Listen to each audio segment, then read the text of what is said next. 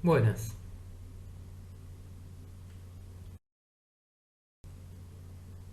Llegados a este punto, podemos resumir las características principales de los juicios de gusto. Son desinteresados, universales, encierran una finalidad sin fin y son necesarios. Principalmente, el análisis de lo bello se enfocó en el sujeto, en el modo de experimentar una obra de arte y juzgarla bella. En esta última parte vamos a recuperar algunos conceptos acerca de lo bello, pero centrándonos en el objeto, la obra de arte y su creación. Kant distingue la obra de arte de la naturaleza, la ciencia, el oficio y lo agradable. Veamos cada una. En relación con la naturaleza, Kant reconoce que ciertos objetos de la naturaleza, como un panal o un termitero, pueden juzgarse como bellos, pero subraya que no son obras de arte. ¿Por qué? Porque sólo pueden considerarse arte aquellos objetos producidos de forma libre, racional y deliberada. En cambio, esto no es lo que sucede con un panal o un termitero, puesto que se tratan de meros efectos de la naturaleza, en estos casos a través del instinto de las abejas o las hormigas. A propósito de esto, Kant incorpora un matiz que parece poner en tensión la distinción entre arte y naturaleza. Sostiene que cuando experimentamos una obra de arte, somos conscientes de que se trata de arte, esto es, que es producto de una actividad humana. Pero, a la vez, ésta debería parecerse a un producto de la naturaleza, en tanto algo libre de la aplicación de reglas. Asimismo, sostiene que si la naturaleza resulta bella, es porque parece arte o hecha como obra de arte, por su adecuación para concitar el libre juego de nuestras facultades representativas. Como ejemplo de esto pueden evocarse las representaciones de un actor. Justamente, una buena actuación es aquella que parece natural, creíble. Por el contrario, un mal artista es quien se ciñe demasiado a las reglas de composición. Por esta razón, si bien todo artista tiene una intención al hacer una obra, ésta no debería hacerse evidente. No deberían traslucirse las reglas de su creación, de modo que éstas, ni el esfuerzo que realiza, se noten. En palabras de Kant, la forma académica no debería transparentarse, no debería haber señal alguna de que las reglas las ha tenido el artista ante sus ojos y han puesto cadenas a sus facultades del espíritu. El arte no puede llamarse bello más que cuando, teniendo nosotros conciencia de que es arte, sin embargo, parece naturaleza. En cuanto a la ciencia, Kant aclara que, si bien el arte entraña un componente racional, no todo el trabajo racional de los humanos conforma obras de arte. De esta manera, Kant distingue arte de ciencia. En torno a esta distinción añade que no consideramos arte aquello que se puede hacer en la medida en que lo único que sabemos es lo que queremos conseguir. Para clarificar esto, consideremos el caso de un relojero. El relojero sabe en qué consiste un reloj y ese conocimiento le resulta suficiente para hacerlo. Sin embargo, el aparato que realiza para marcar la hora, el reloj, no es una obra de arte.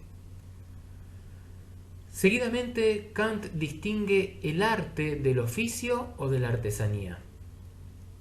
El arte que se hace por oficio o para ser vendido es trabajo, un medio para un fin, la obtención de dinero.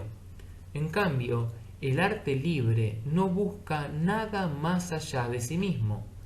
Por ello, añade que, al crear la obra, el artista se siente en una especie de juego, algo que resulta posible debido a que la actividad es libre.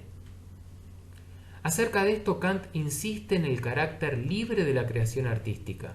Por ello, cualquier cosa que haga perceptible su mecanismo o se vincule con algún tipo de obligación puede producir un objeto, pero no una obra de arte.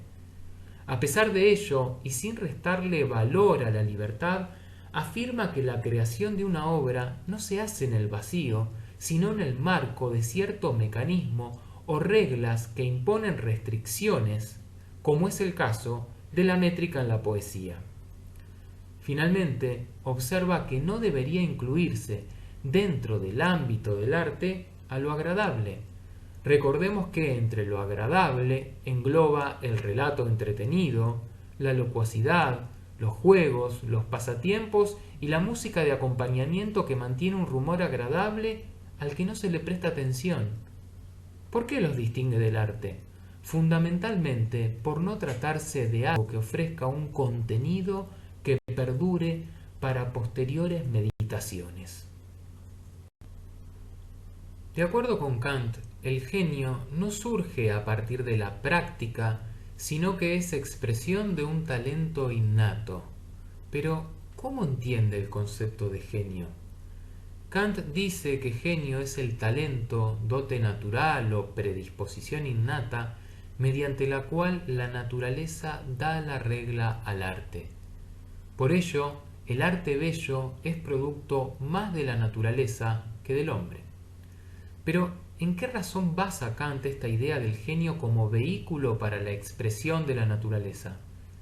Todo arte presupone reglas que podrían explicitarse, como sucede con el Partenón. El problema es que el juicio sobre el arte bello no puede derivarse de regla alguna que tenga un concepto como su base de determinación. Es decir, al juzgar el objeto bello, no podemos recurrir a ningún concepto acerca de la manera en que el producto es posible. Por eso, el arte bello no puede producir la regla mediante la cual su producto se realiza, sino sólo la naturaleza actuando en el sujeto que da la regla al arte. Dada esta caracterización de lo bello, es el artista quien, en cada caso, establece las reglas.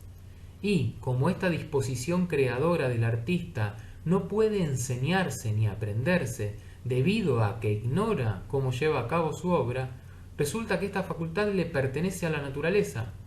En suma, puesto que el talento del artista, en tanto facultad innata productora, pertenece a la naturaleza, puede decirse que genio es la disposición espiritual innata mediante la cual la naturaleza da la regla al arte. Pero, ¿qué tipo de regla es esta? Esta no puede expresarse en una fórmula o precepto. ¿Por qué?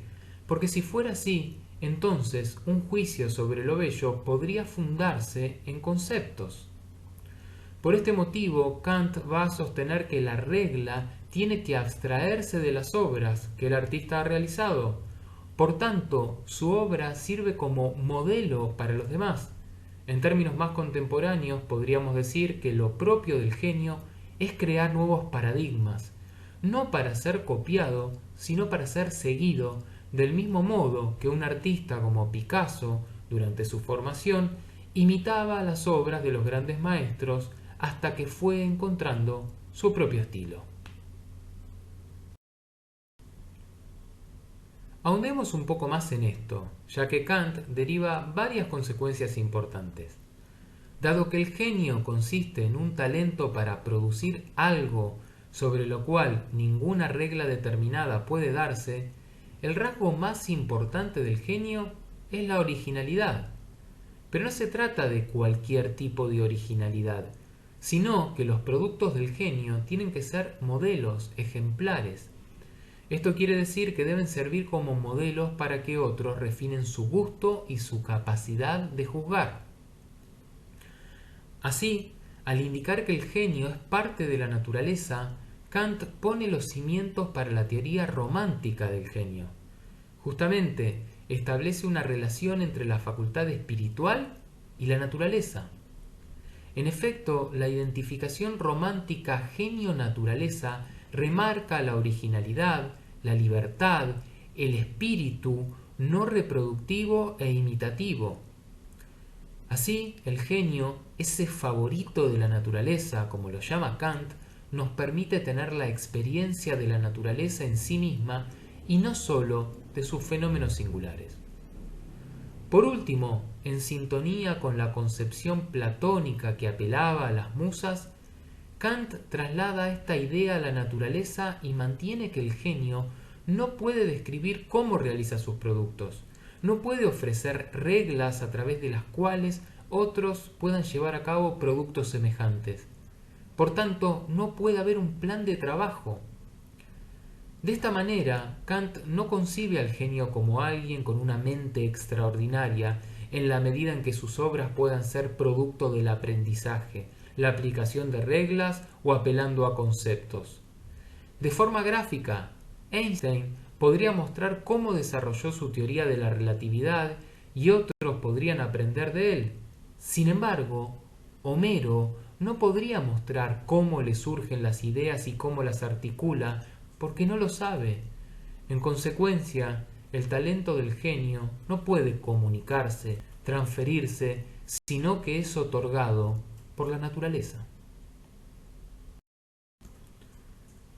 Una última mención dedicada a la imaginación productiva. Su relevancia se amplifica debido a que el genio está libre de la acción y del conocimiento, del deseo y del concepto. Así, gracias a su imaginación creadora, produce la idea estética.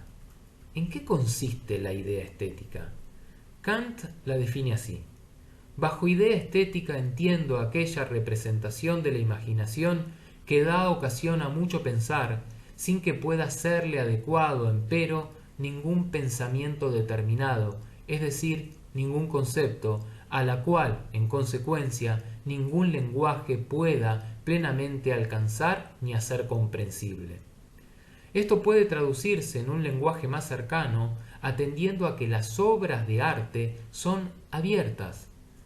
En rigor, dado que ningún concepto les resulta totalmente adecuado, por un lado pueden recibir un número ilimitado de interpretaciones y por el otro se trata de obras que resuenan en nosotros. Como última nota, es necesario señalar que las apreciaciones de Kant sobre el arte en general, el arte fino y el papel del genio influyeron considerablemente en el movimiento romántico posterior. Gracias.